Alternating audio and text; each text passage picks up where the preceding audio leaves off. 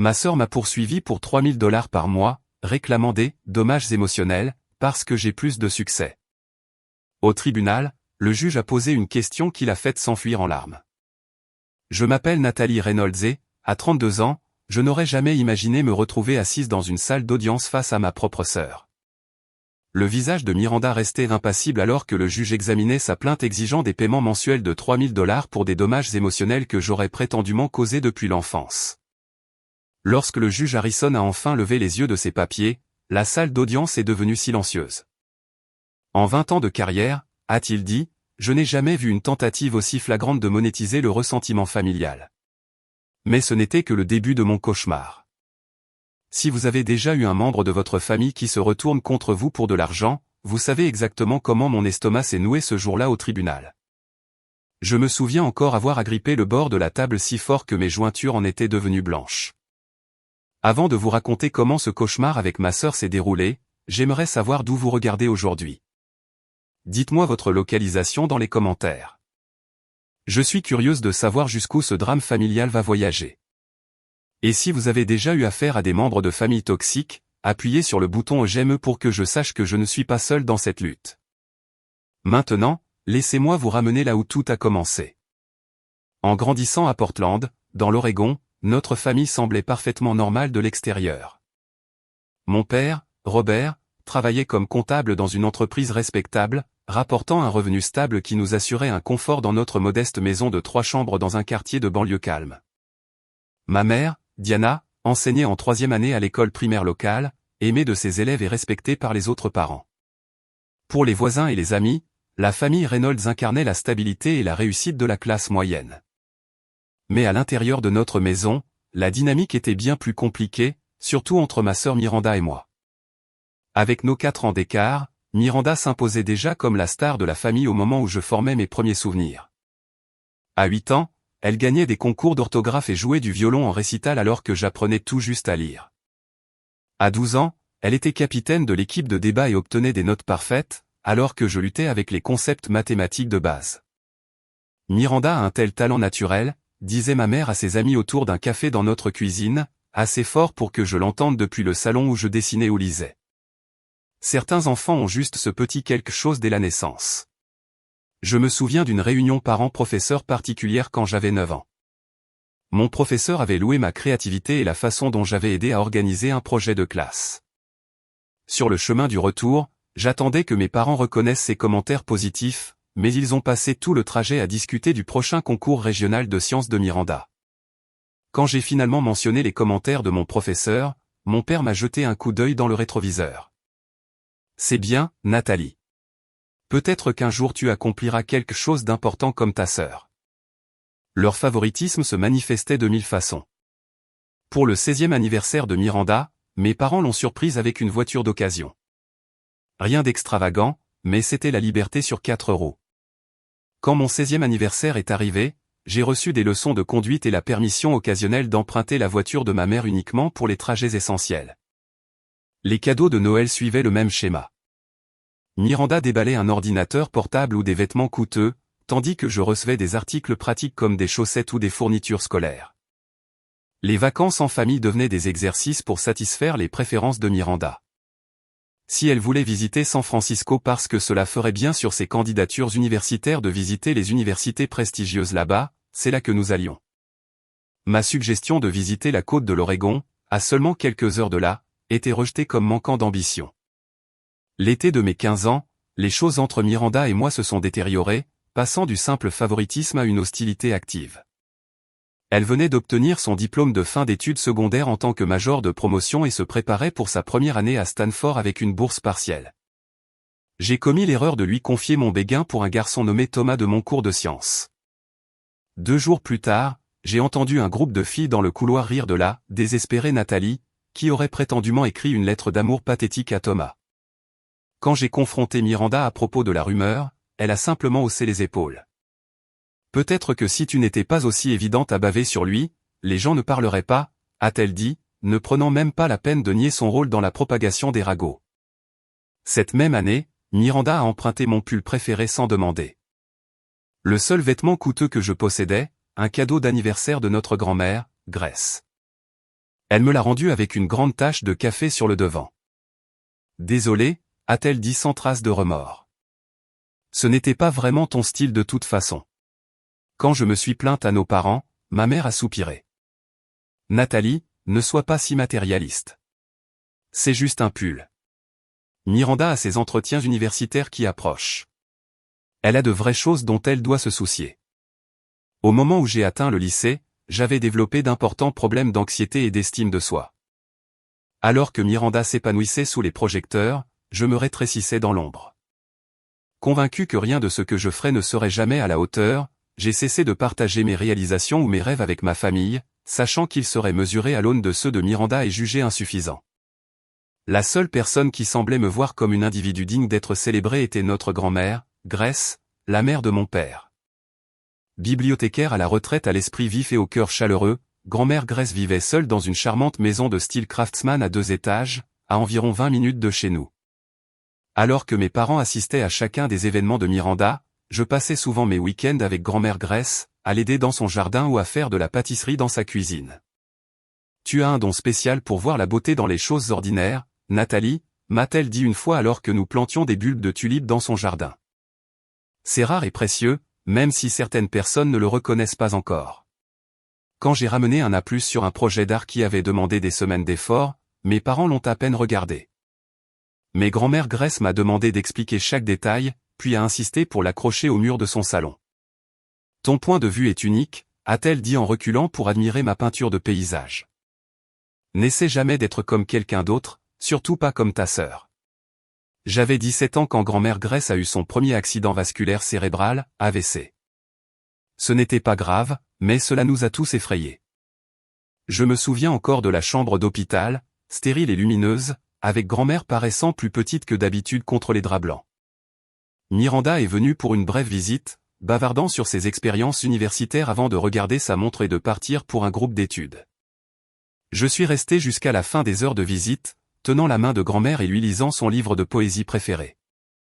Alors qu'elle se rétablissait, quelque chose a changé dans les yeux de grand-mère Grace lorsqu'elle regardait notre famille, une nouvelle conscience des dynamiques qu'elle n'avait peut-être pas pleinement reconnues auparavant. Elle a commencé à observer plus attentivement comment mes parents interagissaient avec chacune de nous, et je surprenais parfois un froncement de sourcils traverser son visage lors des réunions de famille. Souviens-toi Nathalie, m'a-t-elle dit en privé après un Thanksgiving particulièrement difficile où mes parents avaient passé tout le repas à louer les opportunités de stage de Miranda. La vraie valeur ne se mesure pas aux réalisations ou à l'attention. Certaines personnes apprennent cette leçon trop tard. Je ne comprenais pas le poids de ces mots à l'époque, ni à quel point ils s'avéreraient prophétiques dans les années qui suivraient.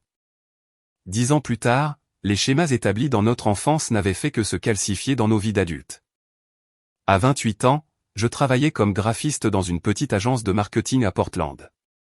Le salaire n'était pas génial, mais j'aimais les défis créatifs et j'avais progressivement constitué un modeste portfolio de travaux dont j'étais fier. Je vivais dans un appartement d'une chambre dans un quartier en développement de la ville. Rien d'extravagant, mais c'était le mien, et je le décorais avec des meubles d'occasion et mes propres œuvres d'art. Miranda, maintenant âgée de 32 ans, était devenue exactement ce que ses parents l'avaient préparée à être, une réussite selon les normes conventionnelles. Après avoir obtenu son diplôme de Stanford puis de Yale, elle avait décroché un poste dans un prestigieux cabinet d'avocats d'affaires. Elle avait épousé Richard Chambers, un consultant en affaires issu d'une famille riche, et ils avaient acheté une superbe maison artisanale à Portland Heights, l'un des quartiers les plus chers de la ville. Leur mariage avait été présenté dans un magazine local de style de vie, avec mes parents rayonnant de fierté sur chaque photo. Ta sœur sait certainement comment construire une vie, a commenté ma mère lors de l'un de nos rares appels téléphoniques. Leur maison a 5 chambres. Ils prévoient des enfants, bien sûr. Fille intelligente. La comparaison implicite avec mon studio et mon statut de célibataire flottait dans l'air, non dite mais indubitable.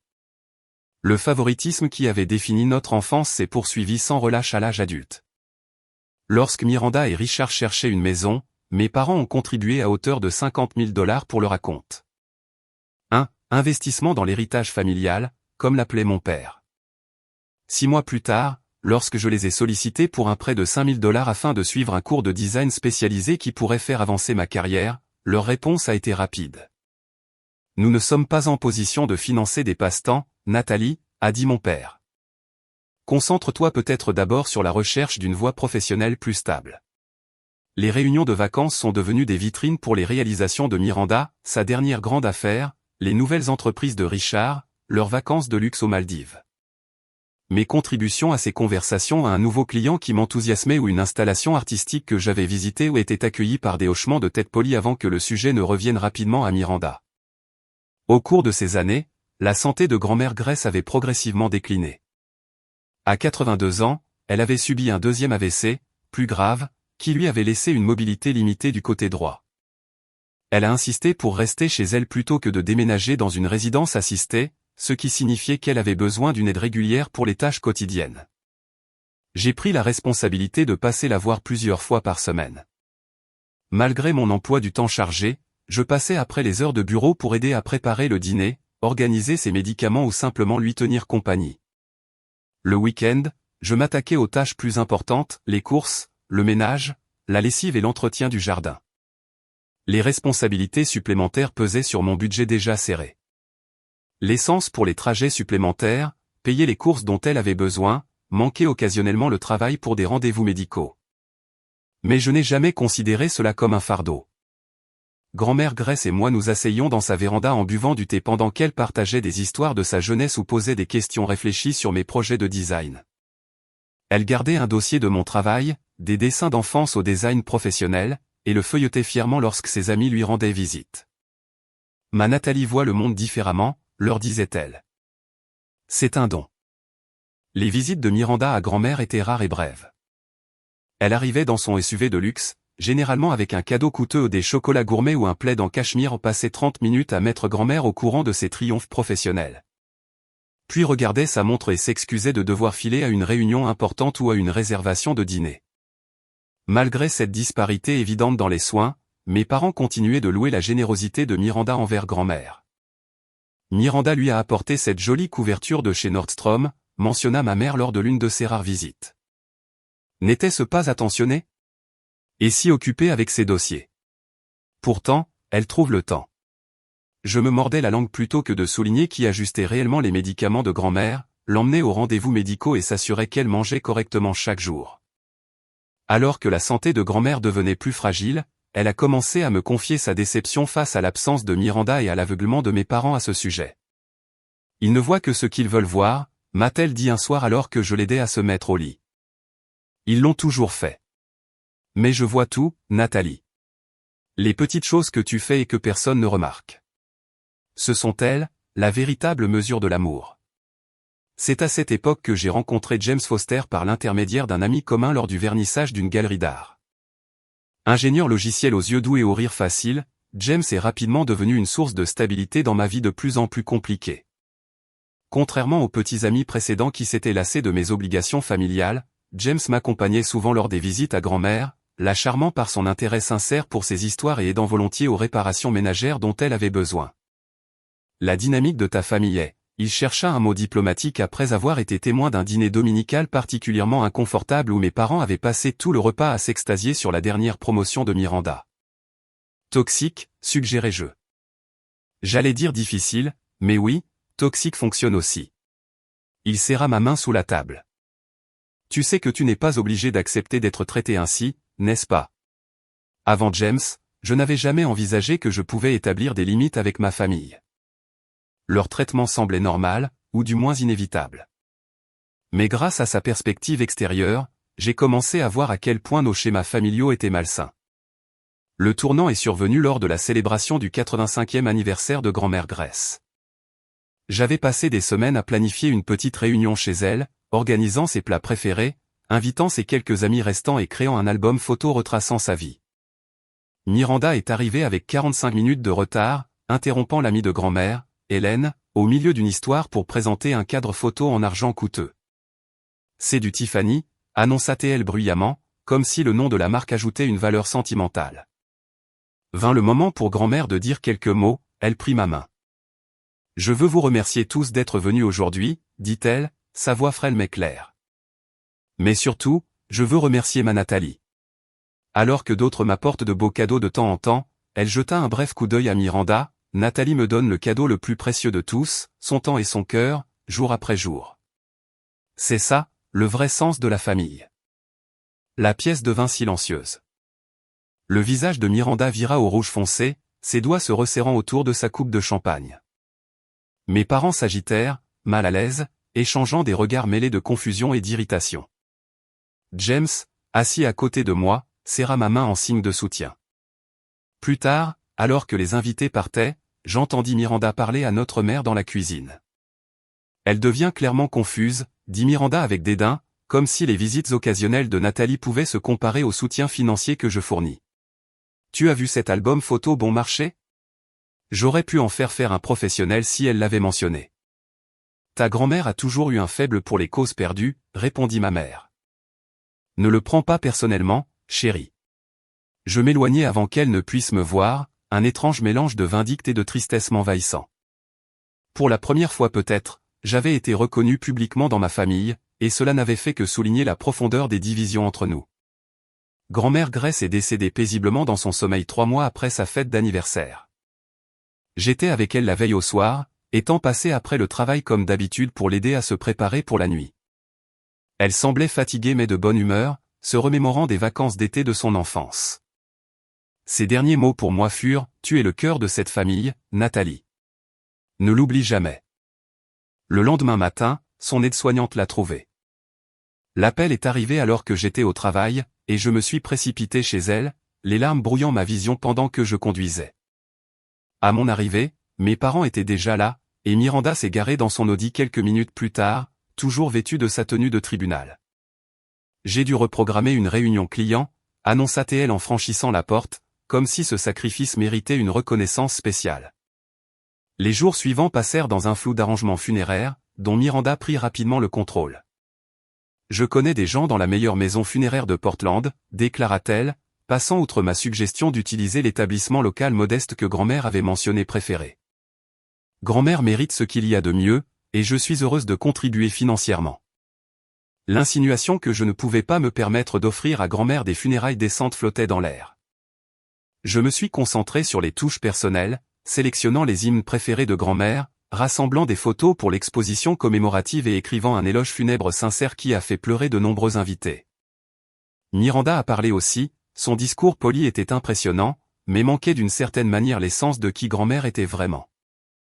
Une semaine après les funérailles, nous nous sommes réunis au bureau de l'avocat de grand-mère pour la lecture du testament. Monsieur Peterson, un homme au visage aimable dans la soixantaine qui avait été l'ami et le conseiller juridique de grand-mère pendant des décennies, nous accueillit solennellement.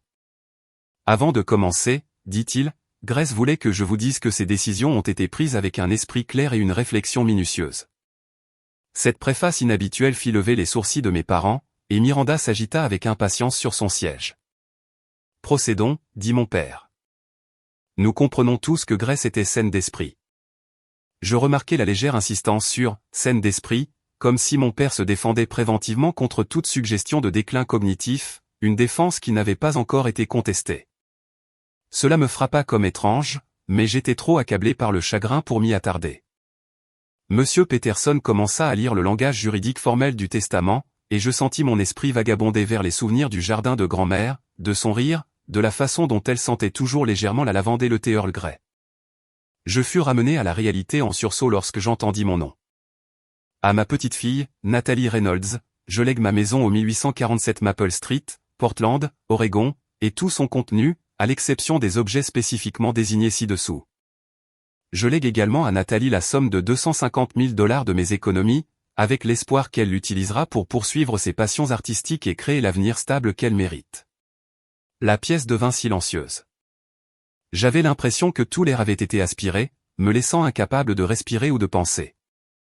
Le visage de Miranda était devenu complètement immobile, comme un masque de porcelaine avec seulement ses yeux montrant de la vie. Et ce qui y flamboyait était de la pure fureur. À ma petite fille, Miranda Reynolds Chambers, je lègue ma collection de bijoux, y compris ma bague de fiançailles, mon alliance, mon collier de perles et tous les objets dans la boîte en velours bleu dans la commode de ma chambre. Ces pièces ont été témoins d'un siècle de notre histoire familiale et doivent être chéries en conséquence. Monsieur Peterson s'arrêta, levant les yeux du document. La collection de bijoux a été évaluée à environ $3 000. C'est ridicule, claqua Miranda, brisant le silence tendu. Il doit y avoir une erreur. Il n'y a pas d'erreur, répondit calmement Monsieur Peterson. Grace a modifié son testament il y a 6 mois après son deuxième AVC. J'ai personnellement vérifié sa compétence, tout comme son médecin. Il y a 6 mois, répéta mon père, son regard se tournant vers moi avec une suspicion soudaine. À peu près au moment où Nathalie passait tant de temps avec elle. Elle a été manipulée, déclara Miranda, se levant brusquement. Ce testament est une fraude. Monsieur Peterson prit une autre enveloppe. Grace a anticipé cette réaction et a laissé une lettre personnelle expliquant ses décisions. Voulez-vous que je la lise? Oui, chuchotai-je alors que Miranda disait simultanément, ce ne sera pas nécessaire. Monsieur Peterson ouvrit la lettre quand même. Ma chère famille, lut-il, si vous entendez cette lettre, alors les décisions que j'ai prises ont peut-être blessé des sentiments. Cela n'a jamais été mon intention. J'ai choisi de laisser ma maison et la majorité de mes actifs financiers à Nathalie, non pas parce que j'aimais moins Miranda, mais parce que j'ai observé les schémas dans notre famille pendant de nombreuses années. Miranda a reçu d'énormes avantages, un soutien et une aide financière tout au long de sa vie. Elle a une carrière réussie, un mari riche et des parents qui ont constamment priorisé ses besoins et ses rêves. Nathalie, quant à elle, m'a montré le vrai sens de la famille par ses soins constants, son amour et sa présence, souvent à un coût personnel important. Cet héritage n'est pas seulement un merci pour ses années de soins désintéressés, mais une tentative d'équilibrer une balance qui a été injustement pesée pendant trop longtemps. Les bijoux que j'ai laissés à Miranda représentent notre histoire familiale et la force élégante qu'elle incarne. J'espère qu'elle chérira ces pièces et se souviendra que la vraie valeur ne se mesure pas toujours en dollars. Avec un amour éternel, Grace Reynolds. Le visage de Miranda s'était transformé pendant la lecture, virant au rouge foncé avant de se figer dans une expression froide et dure que je n'avais jamais vue auparavant. Alors c'est ça, dit-elle, sa voix étrangement contrôlée. Elle a passé ces dernières années à vous monter contre moi, et vous étiez heureuse de l'aider à le faire. Ce n'est pas ce qui s'est passé, protestai-je. Je n'ai jamais. Épargne-moi ça, claqua Miranda. Tu as été jalouse de moi toute ta vie, et tu as enfin trouvé un moyen de te venger. Félicitations. J'espère que l'argent t'apportera de la joie. Mes parents étaient assis dans un silence stupéfait, la main de ma mère pressée contre sa bouche, le visage de mon père illisible. Miranda, s'il te plaît, dis-je, les larmes aux yeux. Ce n'est pas à propos de toi ou de moi. C'est ce que grand-mère voulait. Ce qu'elle voulait après que tu aies empoisonné son esprit contre sa petite-fille qui réussit, rétorqua Miranda. Comme c'est pratique qu'elle ait changé son testament pendant que tu jouais à l'aidante dévouée. Elle se tourna vers nos parents. Allez-vous dire quelque chose? Votre plus jeune fille vient de voler un demi-million de dollars à notre famille. Mon père s'éclaircit la gorge. Nathalie, ta grand-mère était âgée et vulnérable. Lui as-tu suggéré ces changements? Je ne pouvais pas croire ce que j'entendais. Non. Je n'avais aucune idée de tout cela. Grand-mère n'a jamais discuté de son testament avec moi. C'est terriblement coïncident, dit doucement ma mère. Toutes ces heures privées avec elle, et soudain le testament change radicalement en ta faveur. Je regardais leur visage, réalisant avec le cœur serré qu'ils croyaient tous les trois vraiment que j'avais manipulé grand-mère Grace pour un gain financier. L'idée était si absurde, si contraire à tout ce que je valorisais que je ne pouvais même pas formuler une défense. Je devrais peut-être mentionner, intervint Monsieur Peterson, que Grace m'a spécifiquement demandé de ne pas utiliser Nathalie comme témoin pour les changements de testament précisément pour éviter ce genre d'accusation. Les témoins étaient moi-même et le docteur Harriet Coleman, qui n'avaient aucun lien avec l'une ou l'autre des petites filles. Cette information ne fit rien pour adoucir l'hostilité émanant de ma famille. En quittant le bureau de l'avocat, James m'attendait sur le parking. Un seul regard sur mon visage lui dit tout ce qu'il avait besoin de savoir. Si mauvais que ça, demanda-t-il en me serrant dans ses bras. Pire, chuchotai-je contre son épaule. Il pense que j'ai manipulé grand-mère pour avoir son argent. Au cours des semaines suivantes, le conflit n'a fait que s'intensifier. Miranda a lancé une campagne de dénigrement auprès de notre famille élargie et de nos connaissances communes. Soudain, des cousins qui avaient toujours été amicaux devinrent distants. Ma tante Suzanne a appelé pour demander si les rumeurs étaient vraies selon lesquelles j'avais empêché Miranda de rendre visite à grand-mère pendant ces derniers mois, une accusation absurde compte tenu de l'absence volontaire et constante de Miranda. Lors des réunions de famille, qui devenaient des affaires de plus en plus tendues, Miranda faisait des remarques cinglantes sur l'abus des personnes âgées et les chasseurs de fortune. Mes parents, bien que pas ouvertement hostiles, ont clairement fait connaître leur position par leur silence et leur manque de défense à mon égard. James, témoin de ma détresse, suggéra que je propose un compromis pour maintenir la paix. Tu pourrais proposer de partager certains des actifs avec Miranda, proposa-t-il un soir alors que j'étais assise à ma table de cuisine, fixant un énième SMS hostile de ma sœur. Pas parce que tu le dois, mais parce que cela pourrait mettre fin à ce cauchemar. Bien que je sache que je n'avais rien fait de mal, j'ai décidé d'essayer cette approche. J'ai appelé Miranda et suggéré de nous rencontrer dans un lieu neutre, un café en ville. À ma surprise, elle a accepté. Je veux proposer un compromis, dis-je après nous être installés à une table d'angle, elle avec un café noir, moi avec un chai latte que j'étais trop nerveuse pour boire.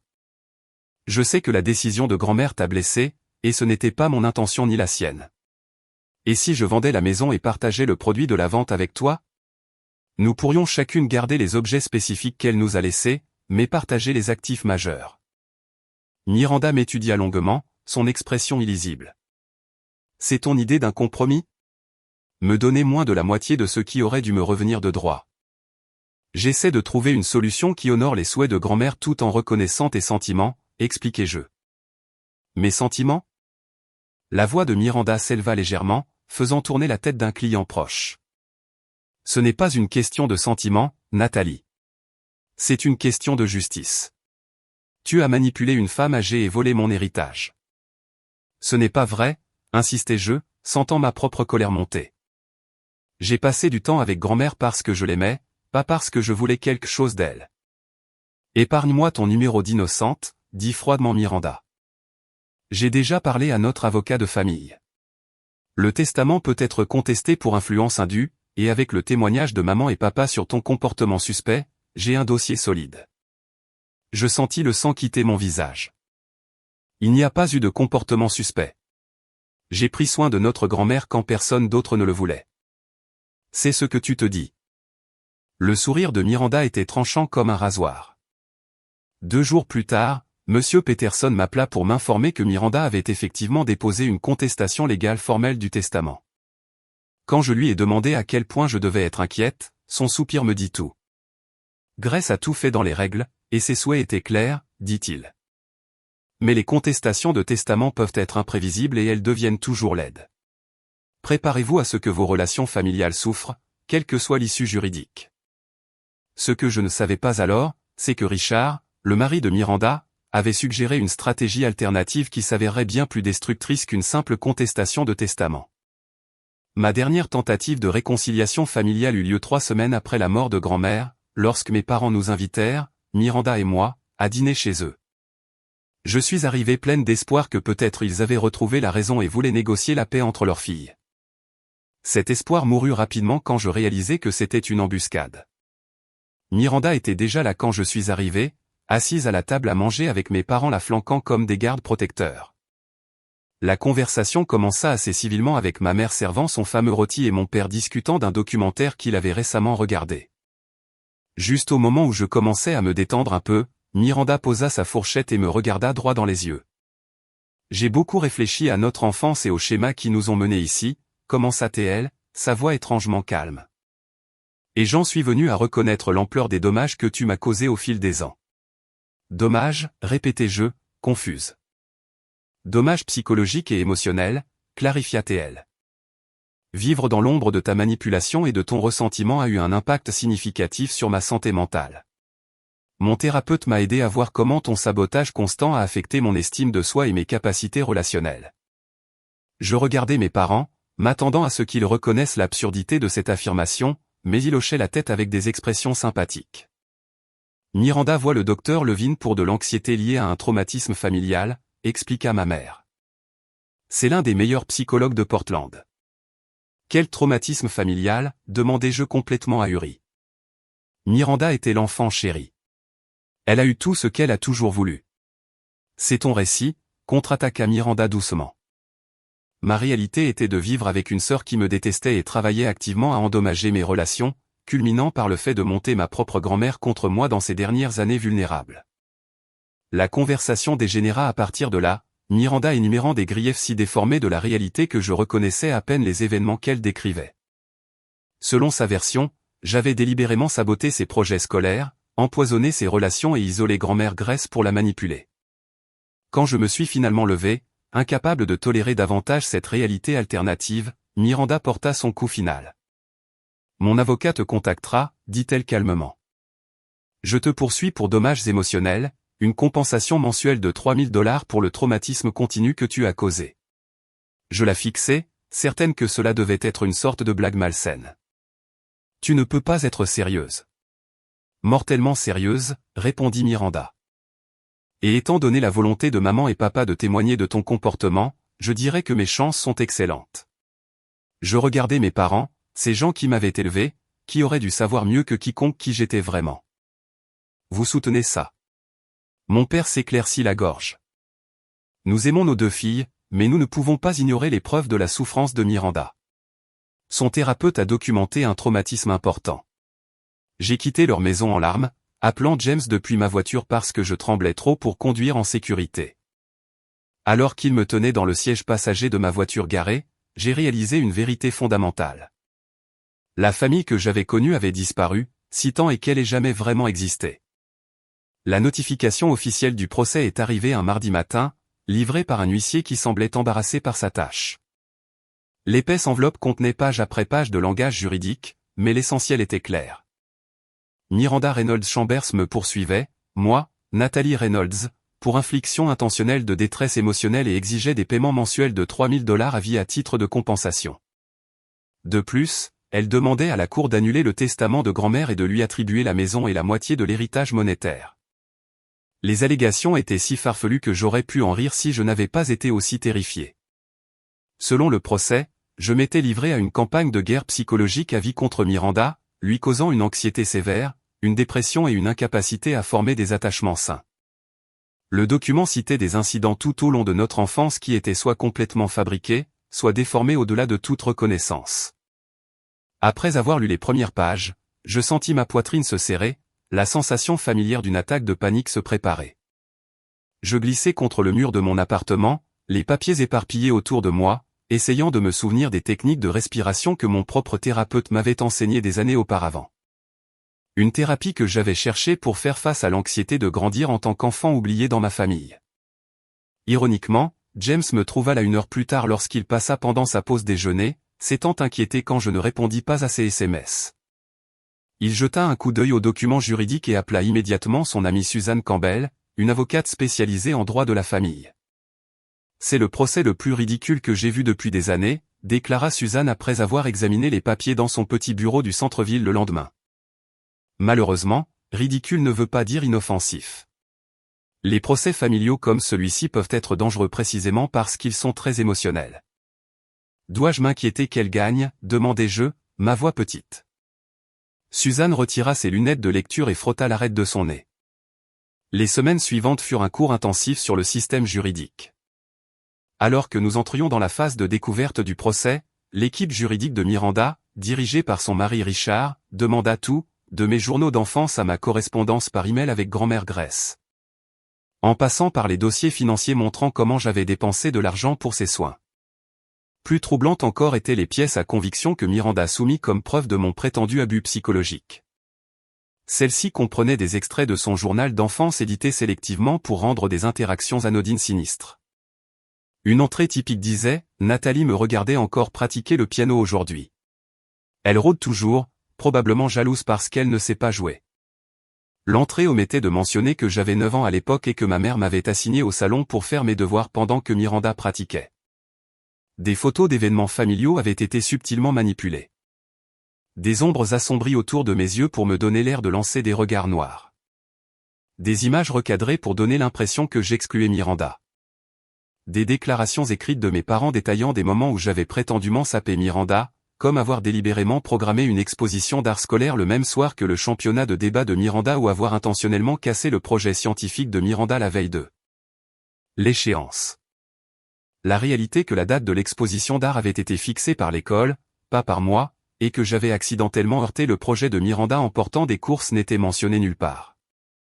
Le plus troublant étaient les dossiers médicaux que Miranda soumit montrant des séances de thérapie pour l'anxiété et la dépression qu'elle prétendait être directement causées par ma campagne de terrorisme émotionnel.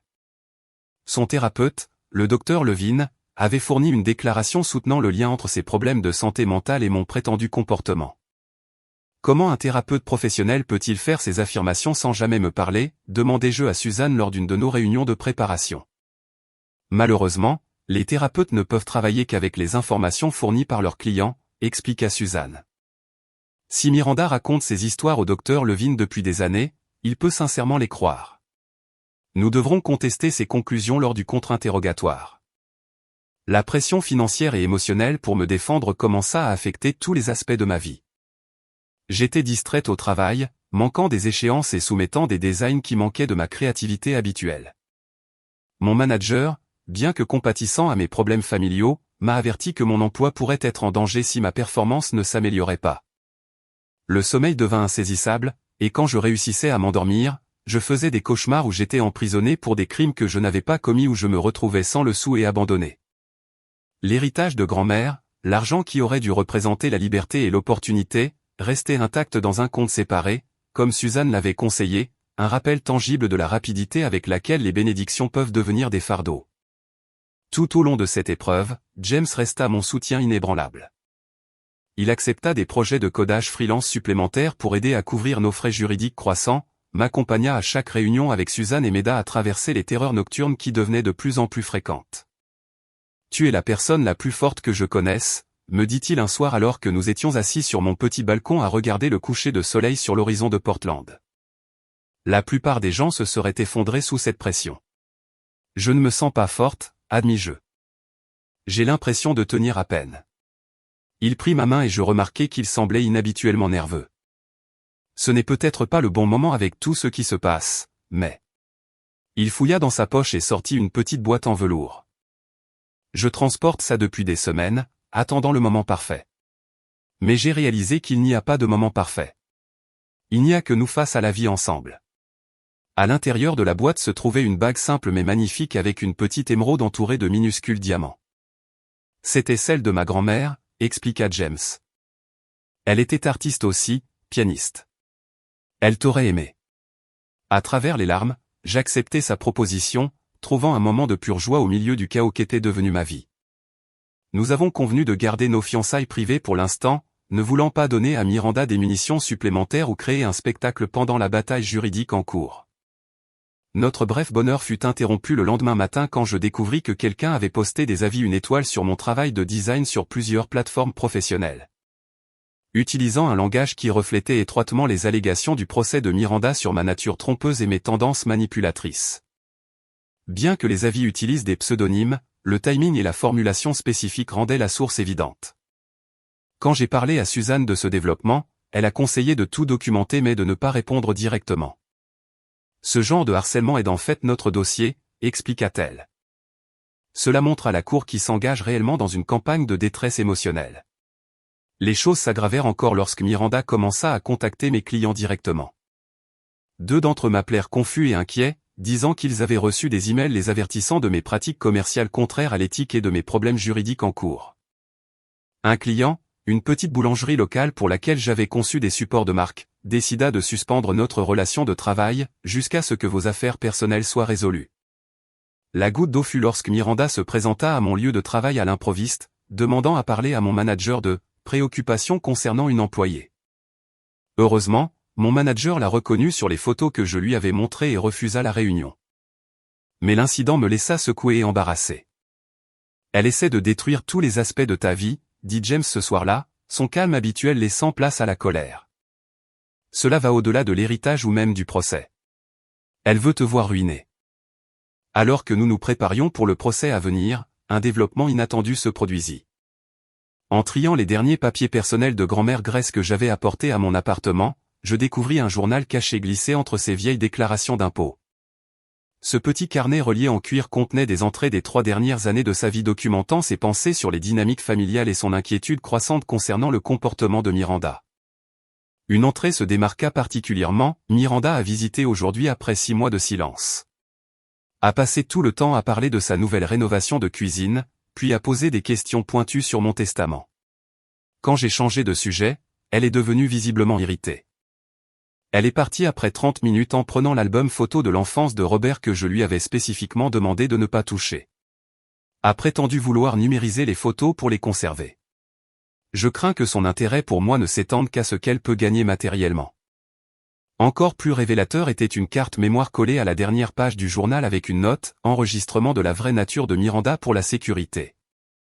Quand James et moi avons visionné le contenu sur mon ordinateur portable, nous avons été choqués de trouver des enregistrements vidéo pris de ce qui semblait être une petite caméra cachée dans le salon de grand-mère Grace. Dans un clip, on pouvait clairement voir Miranda fouiller dans les tiroirs du bureau de grand-mère pendant que grand-mère était aux toilettes. Dans une autre vidéo plus accablante, Miranda avait une conversation téléphonique pendant que grand-mère faisait la sieste dans sa chambre. « Non, je suis encore coincée chez la vieille dame », disait Miranda à l'appelant invisible. « Maman est sur mon dos pour le devoir familial. » Comme si visiter cette maison en décrépitude une fois par mois n'était pas assez une torture. Elle rit à quelque chose que l'autre personne dit. « Ouais, eh bien, au moins il y a un héritage décent qui attend au bout de cette route fastidieuse. La maison seule vaut un demi-million sur ce marché. J'ai déjà des plans pour la rénover une fois qu'elle sera à moi. Si elle casse un jour sa pipe. » Je me sentis physiquement malade en regardant les images, non seulement à cause de l'insensibilité de Miranda, mais parce que cela confirmait ce que je soupçonnais, mais ne voulais jamais croire, ma sœur voyait grand-mère Grace comme rien de plus qu'un chemin vers un gain financier. Quand j'ai montré le journal et les vidéos à Suzanne, elle était prudemment optimiste. C'est une preuve convaincante des véritables motivations de Miranda, reconnut-elle. Mais l'utiliser signifie exposer les pensées privées et les actions de votre grand-mère à un examen public. Ce serait efficace, mais êtes-vous à l'aise avec cela? Je luttais avec les implications éthiques. Grand-mère Grace avait été une personne privée qui valorisait la dignité par-dessus tout. Voudrait-elle que ses enregistrements secrets et ses pensées intimes soient affichés au tribunal, même pour me défendre? Et si nous gardions cela en réserve, suggérais-je. Utilisons-le seulement si c'est absolument nécessaire. Suzanne hocha la tête. L'audience préliminaire arriva un mardi matin pluvieux. La salle d'audience était plus petite que je ne l'avais imaginé, avec des bancs en bois usés et un éclairage fluorescent qui donnait à tout le monde une lueur peu flatteuse. Le juge Harrison, un homme à l'air sévère dans la soixantaine avec des cheveux gris acier et des yeux bleus perçants, examina les documents de l'affaire avec une expression illisible. Richard présenta le dossier de Miranda avec une confiance polie, tissant un récit de ma prétendue guerre psychologique avec l'habileté de quelqu'un qui savait comment rendre la fiction factuelle. Miranda prit brièvement la parole, donnant un témoignage larmoyant sur ses années de souffrance entre mes mains. Quand Suzanne présenta notre défense, se concentrant sur le manque de preuves concrètes et le timing suspect des réclamations de Miranda, je pus voir une lueur de scepticisme traverser le visage du juge Harrison. Cependant, il décida finalement de permettre à l'affaire de passer à une audience complète. La Cour prend au sérieux les allégations de détresse émotionnelle familiale, déclara-t-il. Bien que j'aie des réserves sur certains aspects de cette affaire, Madame Chambers a présenté une cause suffisante pour un examen complet des faits. En quittant le palais de justice, je remarquai un journaliste d'un blog d'actualité locale prenant des notes. Le soir même, une histoire était parue en ligne avec le titre accrocheur « Une sœur poursuit sa sœur, le prix des dommages émotionnels familiaux ». L'article était relativement équilibré, mais incluait des citations de Miranda sur la recherche de justice pour des années d'abus cachés. « Génial », murmurai-je à James alors que nous lisions l'article sur mon ordinateur portable. Maintenant, je suis aussi une méchante publique. Ce qui avait commencé comme un différend familial privé tournait au spectacle public. Mais alors que mon choc initial et ma blessure laissaient place à la détermination, je me sentis devenir plus forte. Des années à être le paillasson de la famille m'avaient conditionné à reculer, à accepter le blâme, à prioriser la paix sur la justice. Mais avec l'héritage de grand-mère Grace, le soutien inébranlable de James et la malice de plus en plus évidente derrière les actions de Miranda, quelque chose de fondamental changea en moi. J'avais passé ma vie à éviter les conflits, en particulier avec ma famille. Maintenant, face à la destruction de ma réputation, de ma carrière et de mon avenir financier, j'ai enfin trouvé la résolution de me lever et de me battre. J'ai fini d'être sa victime, dis-je à James ce soir-là, une nouvelle fermeté dans ma voix. Si Miranda veut une guerre, elle va découvrir que je ne suis pas la mauviette qu'elle pense que je suis. Alors que ce sentiment de résolution m'envahissait, je ne pus m'empêcher de penser au chemin parcouru. Si vous avez déjà dû trouver votre force au milieu d'une tempête, vous savez exactement ce que je ressentais à ce moment-là. La route à venir serait difficile, mais pour la première fois, je croyais vraiment pouvoir gagner ce combat. Avez-vous déjà dû tenir tête à un tyran familial? Faites-le moi savoir dans les commentaires. Vos histoires nous rappellent à tous que nous ne sommes pas seuls dans ces luttes. Le matin du procès arriva avec un froid inhabituel pour Portland au printemps. Une légère bruine tombait alors que je me tenais sur les marches du palais de justice avec James et Suzanne, regardant les camionnettes des nouvelles locales installer leur équipement. Notre drame familial avait attiré l'attention de plusieurs médias, présenté comme un conte d'avertissement sur les conflits d'héritage et la rivalité fraternelle. Souviens-toi, me rappela Suzanne alors que nous nous préparions à entrer. Reste calme. Peu importe ce que Miranda ou ses témoins disent. Le juge Harrison me semble être quelqu'un qui valorise le contrôle émotionnel. Miranda arriva quelques instants plus tard, sortant de la BMW noire de Richard dans une tenue qui semblait avoir été soigneusement sélectionnée pour projeter la vulnérabilité, une robe grise modeste avec un minimum de bijoux et un maquillage subtil qui soulignait les cernes sous ses yeux. La performance continua alors que Richard la guidait sur les marches avec un bras protecteur autour de ses épaules, comme si elle risquait de s'effondrer sans son soutien. En revanche, j'avais opté pour la simplicité honnête dans mon apparence, un blazer bleu marine sur un chemisier blanc, les cheveux tirés en une queue de cheval soignée, un maquillage minimal. James serra ma main de manière rassurante alors que nous suivions Suzanne dans la salle d'audience. Le juge Harrison entra ponctuellement à 9 heures, son attitude aussi sévère que dans mon souvenir de l'audience préliminaire. Après les instructions préliminaires, Richard appela Miranda comme premier témoin. À la barre, Miranda peignit un tableau de notre enfance que je reconnaissais à peine. Selon son témoignage larmoyant, j'avais été une manipulatrice experte dès mon plus jeune âge, sabotant délibérément ses réalisations et sapant sa confiance en elle par une guerre psychologique subtile. Nathalie a toujours su comment me faire sentir sans valeur sans que personne d'autre ne le remarque, prétendit Miranda, tamponnant ses yeux avec un mouchoir. Elle chuchotait des choses quand personne d'autre ne pouvait entendre, comme « ils ne t'aiment que pour ce que tu accomplis » ou « sans tes notes, tu ne serais rien pour eux ». Je la fixais avec incrédulité. Ces conversations n'avaient jamais eu lieu. En fait, la dynamique avait été entièrement inversée, Miranda me rappelant fréquemment mon statut inférieur dans la famille. « Pouvez-vous décrire des incidents spécifiques de cet abus psychologique allégué » demanda Richard, son ton doux comme s'il parlait à une victime fragile. Miranda entreprit de décrire des incidents tout au long de notre enfance, chacun déformé de la réalité. Comment j'avais délibérément renversé du jus sur son discours de major de promotion la veille de la remise des diplômes. En réalité, c'était un accident pour lequel je m'étais abondamment excusé. Comment j'avais intentionnellement programmé un rendez-vous dans le même restaurant où elle célébrait un anniversaire avec Richard pour les espionner. Une fabrication complète. Comment j'avais manipulé grand-mère Grace en lui disant que Miranda était trop occupée pour visiter alors que Miranda avait vraiment été trop occupée par son propre choix. La trahison la plus douloureuse, continua Miranda, sa voix se brisant, a été de regarder Nathalie monter systématiquement notre grand-mère contre moi pendant ces dernières années vulnérables. Grand-mère et moi avions toujours été proches, mais soudain elle est devenue froide et distante envers moi. Quand j'ai confronté Nathalie à ce sujet, elle a juste souri et dit « Grand-mère te voit enfin pour qui tu es vraiment ». J'agrippai le bord de notre table si fort que mes jointures blanchirent. Cette conversation n'avait jamais eu lieu. Suzanne posa une main d'avertissement sur mon bras, me rappelant de garder mon sang-froid. « Et comment cela vous a-t-il affecté émotionnellement et psychologiquement » demanda Richard. « Je suis en thérapie depuis des années » répondit Miranda, sa voix petite. Le docteur Levine m'a diagnostiqué de l'anxiété et de la dépression découlant directement de l'abus émotionnel que j'ai subi. J'ai des problèmes de confiance qui affectent mon mariage, des attaques de panique avant les réunions de famille et des cauchemars persistants d'être humilié et dévalorisé. Elle me regarda directement pour la première fois. L'héritage n'était que le coup final, la preuve que Nathalie avait réussi à monter la personne que j'aimais le plus contre moi. Quand Richard conclut son interrogatoire, Suzanne s'approcha pour le contre-interrogatoire. « Madame Chambers, commença-t-elle, son ton respectueux mais ferme. Vous avez décrit un modèle d'abus qui s'étend sur des décennies, pourtant il n'y a aucun témoin de ces interactions, aucune documentation de l'époque où ces événements se sont prétendument produits et aucune intervention de vos parents ou d'autres adultes. Est-ce exact ? L'abus était subtil, insista Miranda. Nathalie faisait attention à ne montrer sa vraie nature que lorsque nous étions seuls. Donc, il n'y a personne qui peut corroborer ces incidents spécifiques. Mes parents ont été témoins des effets, répondit Miranda. Les effets, mais pas les causes, clarifia Suzanne. Parlons de l'héritage de votre grand-mère. Avant sa mort, à quelle fréquence avez-vous rendu visite à Grace Reynolds au cours de la dernière année de sa vie? Miranda s'agita, mal à l'aise.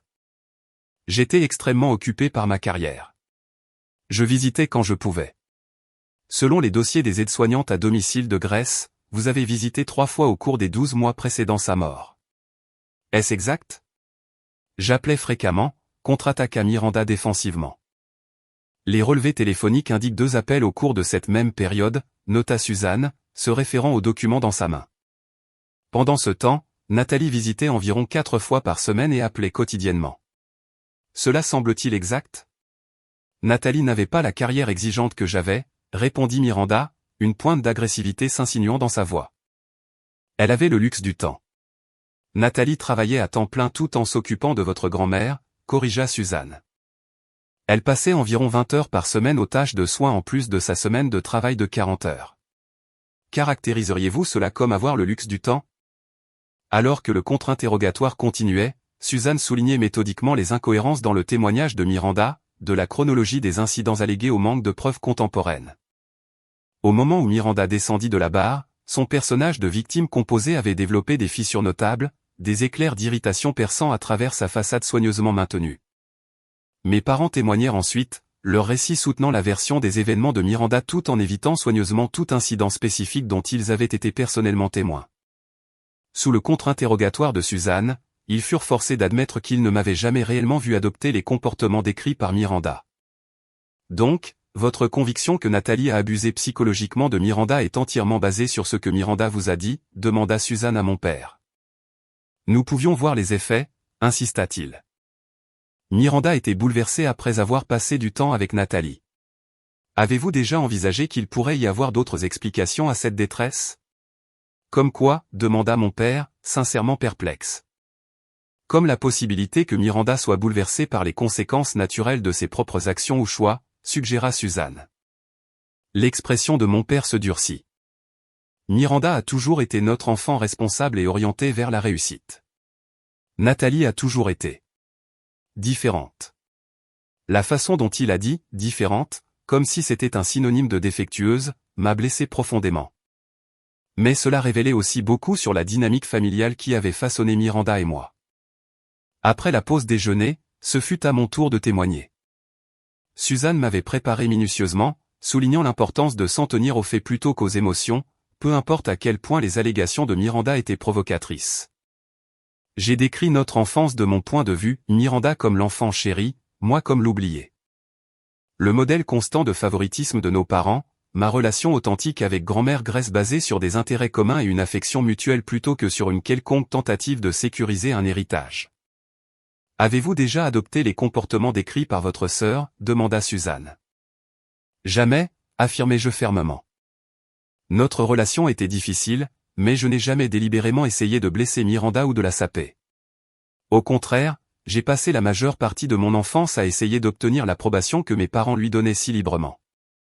Quand Richard me contre-interrogea, son approche était agressive, clairement conçue pour provoquer une réponse émotionnelle qui saperait ma crédibilité. N'est-il pas vrai que vous en vouliez au succès de votre sœur, exigea-t-il. J'en voulais au traitement inégal que nous recevions, clarifiai-je, pas à ses réalisations elles-mêmes. Et ce ressentiment vous a motivé à monter votre grand-mère contre elle, n'est-ce pas? Je n'ai jamais monté grand-mère contre Miranda, répondis-je calmement. Grand-mère s'est fait ses propres opinions basées sur les actions de Miranda, ou leur absence. Pratique que ces opinions aient abouti à ce que vous receviez la majeure partie d'un héritage substantiel, observa Richard avec un sourire narquois. J'ai été aussi surprise par le testament de grand-mère que tout le monde, répondis-je. Je n'ai jamais discuté d'héritage avec elle ni ne m'attendais à être la principale bénéficiaire.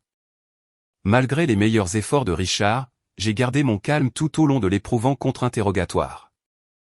Quand je suis finalement descendu, James m'a fait un signe discret du pouce depuis un siège dans la galerie. Le procès prit une tournure inattendue lorsque Suzanne appela notre témoin suivant, le docteur Matthew Cohen, un thérapeute familial que Miranda avait consulté brièvement 5 ans plus tôt avant de commencer un traitement avec le docteur Levine. Objection. Richard se leva immédiatement. Toute communication entre ma cliente et le Dr Cohen est protégée par le secret professionnel thérapeute-patient. Votre honneur, contre-attaqua Suzanne. Madame Chambers a renoncé à cette confidentialité lorsqu'elle a mis sa santé mentale en cause dans ce procès et soumis les dossiers et le témoignage du Dr Levine. De plus, elle a signé une décharge générale de ses dossiers de santé mentale dans le cadre du processus de découverte, ce qui inclut les dossiers du Dr Cohen. Le juge Harrison examina brièvement les formulaires de décharge. Objection rejetée. Le témoin peut témoigner. Le visage de Miranda était devenu pâle et elle chuchotait urgemment à Richard. C'était la première fois que je voyais une peur réelle dans son expression. Le Dr Cohen, un homme à la voix douce dans la cinquantaine, expliqua que Miranda l'avait consulté pour 6 séances il y a 5 ans, mais avait interrompu le traitement lorsqu'il avait suggéré des approches qui ne correspondaient pas à ses attentes. Pouvez-vous partager avec la cour ce que Madame Chambers a discuté concernant sa relation avec sa sœur au cours de ces séances, demanda Suzanne. Madame Chambers a exprimé un ressentiment important envers sa sœur, témoigna le Dr Cohen, non pas à cause d'un quelconque abus, mais parce qu'elle percevait que sa sœur avait une relation plus authentique avec sa grand-mère. Elle a spécifiquement déclaré, et je cite mes notes, « Grand-mère Grace voit quelque chose de spécial en Nathalie qu'elle ne voit pas en moi, et ça me rend folle. Je suis celle qui réussit. Je devrais être sa préférée. » Un murmure parcourut la salle d'audience. Les mains de Miranda étaient serrées si fort que ses jointures avaient blanchi. Madame Chambers a-t-elle déjà mentionné des projets concernant l'héritage de sa grand-mère, continua Suzanne.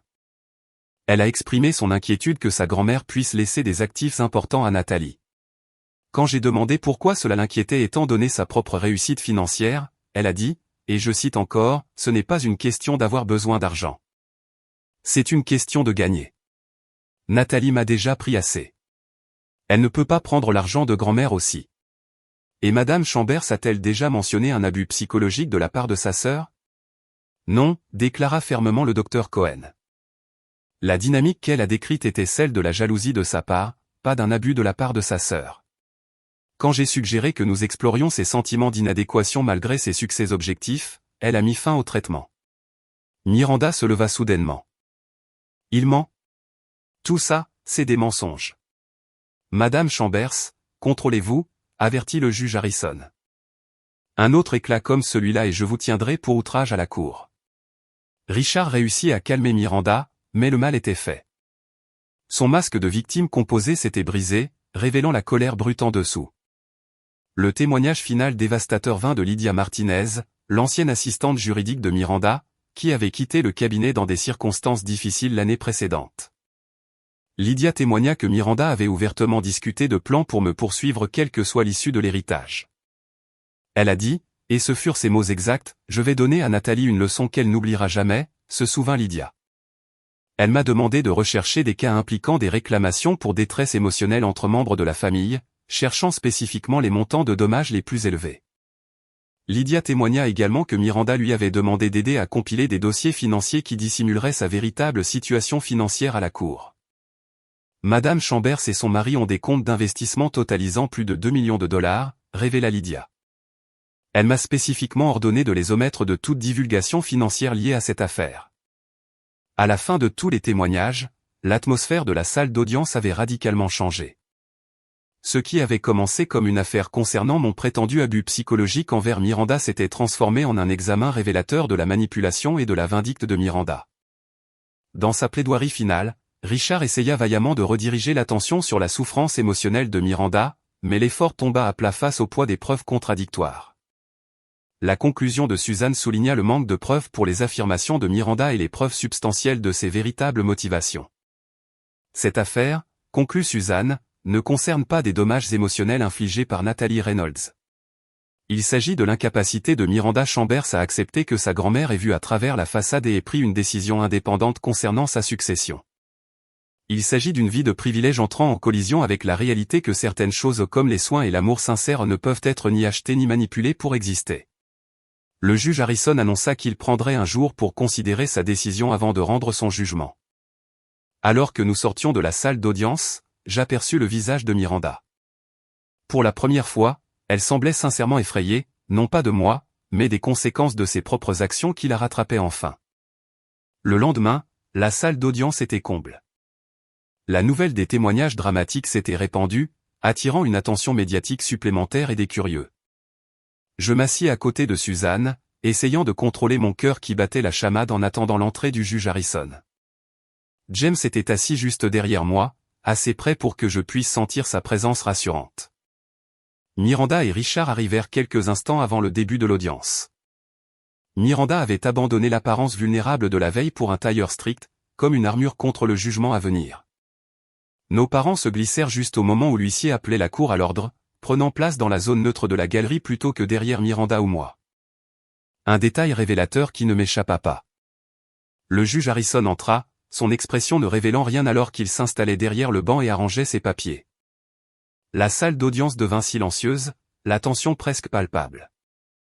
Après un examen attentif des preuves et des témoignages présentés dans cette affaire, commença-t-il, sa voix grave portant facilement dans la salle feutrée, « Je suis prêt à rendre mon jugement dans l'affaire Chambers contre Reynolds. » Il regarda directement Miranda, son regard inébranlable. Madame Chambers a porté de graves allégations contre sa sœur, affirmant un modèle d'abus psychologique s'étendant sur des décennies et entraînant des dommages émotionnels indemnisables. La Cour a l'obligation de prendre de telles réclamations au sérieux. Les relations familiales peuvent en effet causer un préjudice profond lorsqu'elles deviennent toxiques. Mon cœur se serra à ces remarques d'ouverture, qui semblaient valider les réclamations de Miranda. À côté de moi, Suzanne resta calme, son expression ne révélant rien. Cependant, continua le juge Harrison, des allégations sérieuses nécessitent des preuves sérieuses. Dans cette affaire, les preuves non seulement échouent à soutenir les réclamations de Madame Chambers, mais les contredisent activement.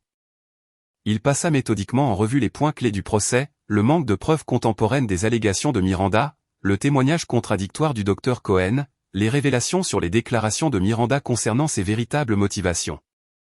Le contraste frappant entre mes soins constants pour notre grand-mère et l'implication minimale de Miranda. Ce qui ressort de ces preuves n'est pas une image d'abus psychologique par la défenderesse, mais plutôt un modèle troublant de manipulation et de sentiment de droit par la plaignante, déclara le juge Harrison, son ton devenant sévère.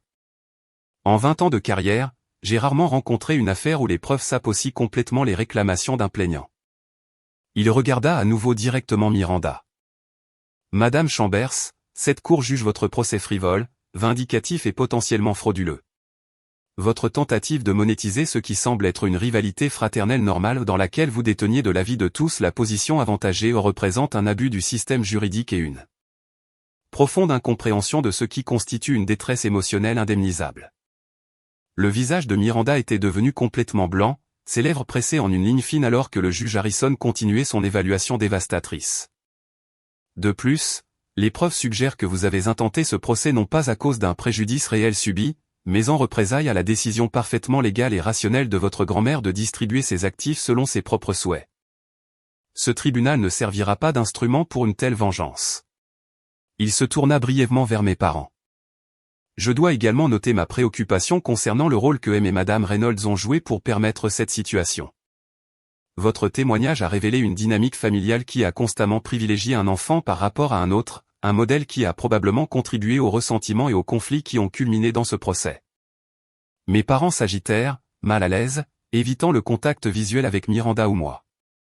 Par conséquent, conclut le juge Harrison, cette affaire est rejetée avec préjudice, ce qui signifie que Madame Chambers ne peut pas déposer à nouveau ses réclamations à l'avenir. De plus, étant donné la nature frivole de ce procès, la Cour ordonne à la plaignante de payer intégralement les frais juridiques raisonnables de la défenderesse. Il fit une pause, son expression sévère. Laissez-moi être clair, ce jugement ne concerne pas simplement qui gagne ou perd un différend familial. Il s'agit de l'intégrité de notre système juridique et du principe selon lequel les tribunaux existent pour rendre la justice, pas pour faciliter des vendettas personnels. Avec un dernier coup de maillet, le juge Harrison mit fin à l'audience. La séance est levée. Pendant un moment, la salle d'audience resta silencieuse comme si elle traitait collectivement le caractère décisif du jugement. Puis Miranda se leva brusquement, le visage déformé par la rage. C'est scandaleux. Je ferai appel. Vous n'avez pas fini d'entendre parler de ça. Miranda, murmura Richard, essayant de la calmer, mais elle repoussa sa main. Ne me touche pas, claqua-t-elle. Tu étais censé gagner cette affaire. Quel genre d'avocat es-tu? Alors que l'effondrement public de Miranda continuait avec les officiers de justice se déplaçant pour intervenir, Suzanne rassembla nos papiers calmement. Sortons discrètement, conseilla-t-elle. Le jugement parle de lui-même. Nous n'avons pas besoin d'ajouter au spectacle. À l'extérieur du palais de justice, plusieurs journalistes nous approchèrent pour un commentaire. Suzanne fit une brève déclaration professionnelle soulignant mon soulagement face au jugement et mon désir d'aller de l'avant. J'ajoutai seulement que j'espérais que notre famille pourrait commencer à guérir de ce chapitre douloureux. Pendant ce temps, les caméras capturaient l'explosion continue de Miranda alors qu'elle fonçait vers leur voiture, Richard derrière avec une expression de désillusion croissante. Le contraste entre notre sortie composée et la colère de Miranda devint le point central de la couverture médiatique locale. Un média titrant « Un juge rejette un procès vindicatif entre sœurs, la demande de dommages émotionnels se retourne contre elle ». Dans les jours qui suivirent, les répercussions du jugement se propagèrent dans nos vies de manière inattendue. Richard demanda le divorce de Miranda moins d'une semaine après le procès, citant des différences irréconciliables, mais disant en privé à des amis communs que le procès avait révélé une facette de sa femme qu'il ne pouvait plus ignorer ou excuser. Mes parents tendirent la main timidement, d'abord par un email maladroit exprimant des regrets pour tout malentendu, puis avec une demande de rencontre pour un café. Quand nous nous sommes finalement assis l'un en face de l'autre dans un café neutre, leur malaise était palpable. « Nous n'avons jamais voulu te blesser, Nathalie », commença ma mère. « Nous avons toujours aimé nos 2 filles également. Mais vous ne nous avez pas traités également, répondis-je doucement. Et vous étiez prêt à témoigner contre moi sur la base des mensonges de Miranda sans jamais demander ma version de l'histoire. Mon père semblait sincèrement confus. Nous avons cru Miranda parce que, eh bien, elle a toujours été si fiable, si performante. Vous l'avez cru parce que vous l'avez toujours cru, corrigez-je, parce que depuis l'enfance, vous avez décidé qu'elle était la fille valant la peine d'investir et que j'étais l'accessoire. Ils ne le nièrent pas, ce qui était peut-être la chose la plus honnête qu'ils aient faite concernant notre dynamique familiale depuis des années. Nous aimerions essayer de réparer notre relation, dit ma mère après un silence inconfortable. Tu es notre fille aussi. Je pris une profonde inspiration, me souvenant des conseils de mon thérapeute. Je suis ouverte à reconstruire une relation, leur dis-je prudemment. Mais il faudrait que ce soit une nouvelle relation basée sur qui je suis réellement, pas sur qui vous avez supposé que je suis pendant 32 ans. Et cela nécessiterait la reconnaissance du favoritisme qui a façonné mon enfance et conduit à ce procès. Mes parents échangèrent des regards, clairement mal à l'aise avec ces conditions, mais ne voulant pas les rejeter purement et simplement. Nous nous sommes séparés avec un accord provisoire pour commencer une thérapie familiale. Un petit pas, mais plus que ce à quoi je m'attendais. Pendant ce temps, la réputation professionnelle de Miranda subit des dommages importants. La communauté juridique locale étant relativement petite, la nouvelle du jugement, en particulier l'évaluation sévère du juge Harrison sur son éthique, se répandit rapidement. Plusieurs clients demandèrent que leur dossier soit transféré à d'autres avocats de son cabinet, et les associés commencèrent à l'exclure des affaires très médiatisées. Son statut social subit un coup similaire. Les amis qui avaient initialement sympathisé avec son traumatisme familial, prirent progressivement leur distance à mesure que toute l'histoire émergeait. Son image soigneusement organisée de femme professionnelle prospère et maîtrisée s'effondra sous le poids de son comportement au tribunal et des révélations sur son caractère. En revanche, mon entreprise de design commença à prospérer de manière inattendue. L'attention médiatique positive mit en lumière mon travail et plusieurs nouveaux clients me cherchèrent spécifiquement après avoir lu sur l'affaire. Un propriétaire d'entreprise locale éminent me dit « Quiconque peut gérer ce genre de pression avec la grâce dont vous avez fait preuve a le genre de caractère avec lequel je veux travailler. » James et moi avons avancé dans la planification du mariage, optant pour une petite cérémonie avec la famille choisie plutôt que les parents biologiques. Nous avons décidé d'utiliser une partie de l'héritage de grand-mère Grace comme acompte sur une maison modeste avec un espace studio où je pourrais développer mon entreprise de design. Tout au long de cette période, Miranda fit plusieurs tentatives pour réhabiliter son image. Elle lança une campagne sur les réseaux sociaux se présentant comme la victime d'une erreur judiciaire, mais les réponses furent majoritairement négatives.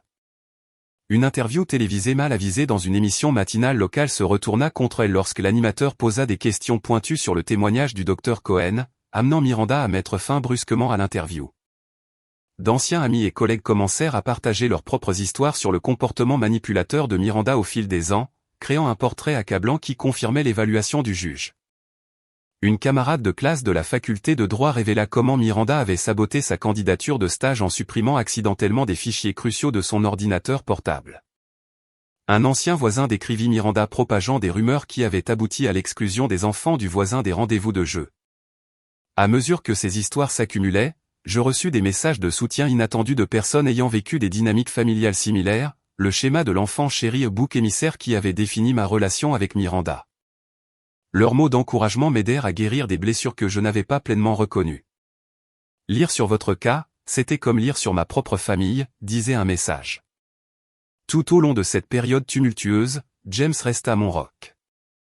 Tu sais ce que je trouve incroyable, dit-il un soir alors que nous étions assis sous le porche de notre nouvelle maison à regarder le coucher de soleil. Malgré tout ce que ta famille t'a fait subir, tu n'es jamais devenue amère ou vengeresse.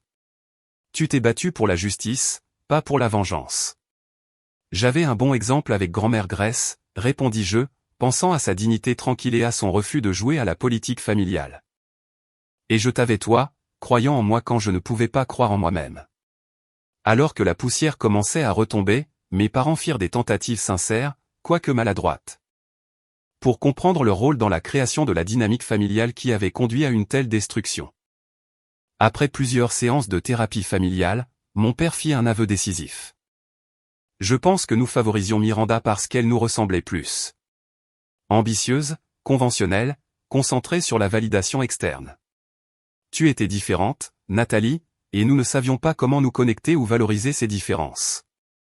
Ce n'était pas une transformation complète, mais c'était un début, une reconnaissance que le problème n'avait jamais été moi, mais leur incapacité à voir au-delà de leur définition étroite du succès et de la valeur. 6 mois après le procès, alors que James et moi finalisions les plans de notre petit mariage, la nouvelle arriva que Miranda avait été forcée de réduire considérablement son train de vie suite à son divorce et à ses revers de carrière. Elle avait vendu sa maison de luxe et déménagé dans un appartement modeste, un symbole tangible de la façon dont sa fortune s'était inversée. Je ne ressentis aucune satisfaction de sa chute, seulement un mélange complexe de tristesse pour ce que notre relation aurait pu être et de soulagement que son pouvoir de me nuire ait été neutralisé. La sœur avec qui j'avais grandi, l'enfant chéri qui semblait intouchable dans sa perfection, s'était révélée profondément imparfaite et finalement autodestructrice dans sa poursuite de la victoire à tout prix. Penses-tu que tu te réconcilieras un jour avec Miranda, demanda James alors que nous trions les invitations de mariage potentielles. Je considérais la question avec soin. Je ne sais pas. La réconciliation exige que les deux parties reconnaissent la vérité et travaillent à la guérison. Miranda n'a montré aucune capacité pour ce genre d'honnêteté ou de croissance. Pourtant, la vie a une façon de nous surprendre, comme j'allais bientôt le découvrir lorsqu'une visiteuse inattendue frappa à la porte de mon studio un après-midi pluvieux.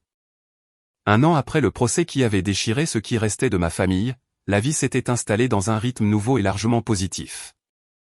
Mon studio de design, Grace Design, nommé en l'honneur de ma grand-mère, était passé d'un bureau à domicile à un petit espace commercial dans un quartier branché de Portland.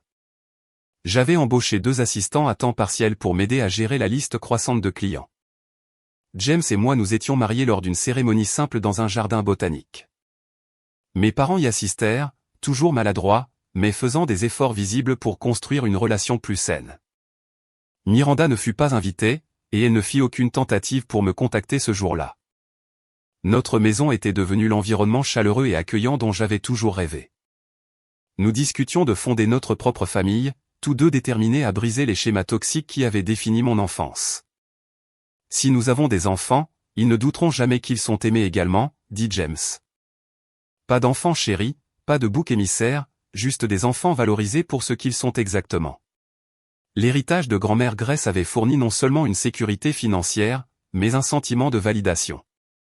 Au-delà de la compte sur notre maison et du capital de départ pour mon entreprise, j'avais utilisé une partie de l'héritage pour créer un petit fonds de bourse d'études au nom de grand-mère au collège communautaire local, spécifiquement pour les étudiants en art issus de milieux défavorisés. Ma relation avec mes parents s'était améliorée, bien qu'elle restât un travail en cours. Nos séances de thérapie familiale avaient révélé des décennies d'hypothèses et de schémas non examinés, dont beaucoup remontaient à la propre éducation de mes parents. Mon père, s'avéra Teil, avait été l'enfant oublié dans sa famille, tandis que ma mère avait été élevée avec une pression extrême pour réussir. Ils avaient inconsciemment recréé ces schémas avec Miranda et moi. Nous t'avons laissé tomber, admit mon père lors d'une séance particulièrement émouvante. Nous étions tellement concentrés à pousser Miranda à atteindre ce que nous pensions être le succès que nous n'avons pas vu les dégâts que nous faisions à toutes les deux. Ces révélations n'effacèrent pas la douleur de mon enfance, mais elles m'aidèrent à la comprendre dans un nouveau contexte. Les nouvelles de Miranda venaient principalement par mes parents ou des connaissances communes. Son divorce de Richard avait été finalisé. Sa carrière juridique était au point mort, les perspectives de partenariat dans son cabinet étant effectivement terminées. Elle avait déménagé de sa maison de luxe vers un condo de 2 chambres dans un quartier moins prestigieux et, selon ma mère, réévalué ses priorités. Je n'avais aucun contact direct avec ma sœur et j'avais fait la paix avec la probabilité que notre relation soit définitivement rompue. Puis, un mardi après-midi pluvieux de mars, mon assistante Zoé frappa à la porte de mon bureau. « Il y a quelqu'un ici pour vous voir, dit-elle, l'air incertain. Elle n'a pas de rendez-vous, mais elle dit qu'elle est votre sœur. » Mon cœur rata un battement. « Miranda ici, maintenant ?» Zoé hocha la tête. « Dois-je lui dire que vous êtes occupé ?» Je considérais l'option, tenter d'éviter ce qui serait sûrement une rencontre inconfortable, mais la curiosité et peut-être un espoir résiduel m'amenèrent à secouer la tête. « C'est bon. Fais-la entrer. » La femme qui entra dans mon bureau était presque méconnaissable par rapport à la Miranda polie et confiante que j'avais affrontée au tribunal un an plus tôt. Ses cheveux étaient tirés en une simple queue de cheval. Elle portait peu de maquillage, et ses vêtements manquaient des étiquettes de créateur qui avaient été son uniforme. Mais le changement le plus frappant était dans ses yeux. La dureté avait disparu, remplacée par quelque chose que je ne pouvais pas immédiatement identifier. « Salut, Nathalie, dit-elle, sa voix manquant de son tranchant habituel. « Merci de me recevoir. Veux-tu t'asseoir, offris-je. » Elle s'assit, ses mouvements prudents. « Ton studio est magnifique, dit finalement Miranda. J'ai vu l'article à ce sujet dans Portland Monthly. Ils disent que tu es complète pour 3 mois. Oui, confirmai-je. Qu'est-ce qui t'amène ici, Miranda? Elle prit une profonde inspiration. Je suis une thérapie intensive depuis 8 mois, commença-t-elle. Une vraie thérapie, pas le genre où je dis au thérapeute quoi penser. C'est difficile. Nécessaire, mais difficile. Je hochai la tête mais restai silencieuse. J'ai dû faire face à des vérités dures sur moi-même, continua Miranda. Sur le genre de personne que j'ai été, la façon dont j'ai traité les gens, surtout toi. Elle leva les yeux, rencontrant les miens directement. J'étais jalouse de toi, Nathalie. Je l'ai toujours été. De toutes les choses que je m'attendais à ce que Miranda dise, ce n'en était pas une. Jalouse de moi? Ça n'a pas de sens. Tu avais tout.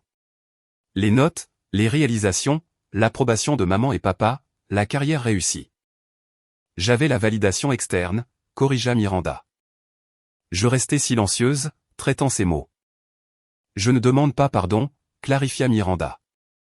Ce que je t'ai fait est impardonnable. Le procès, les mensonges, essayer de détruire ta réputation. Il n'y a aucune excuse pour tout ça. Alors que demandes-tu, questionnai-je. Rien vraiment, admit elle.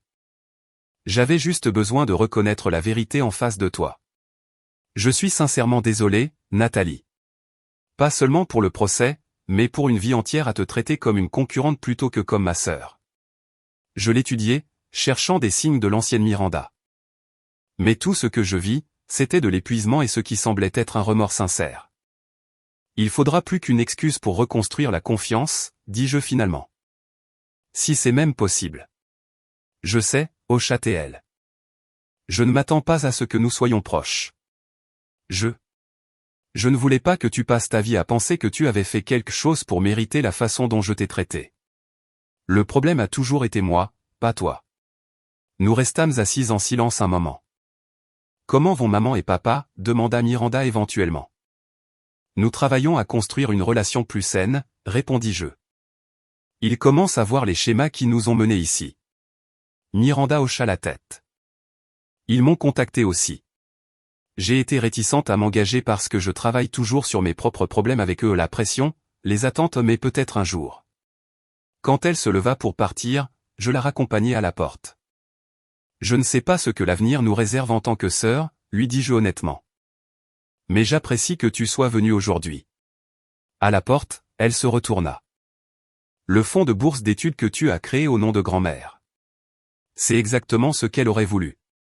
Elle voyait toujours le meilleur en toi, Nathalie. Elle avait raison.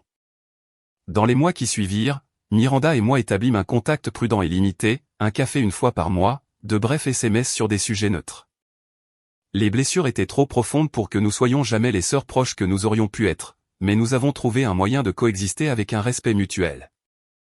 J'ai utilisé une partie de l'héritage de grand-mère Grace pour étendre le fonds de bourse d'études.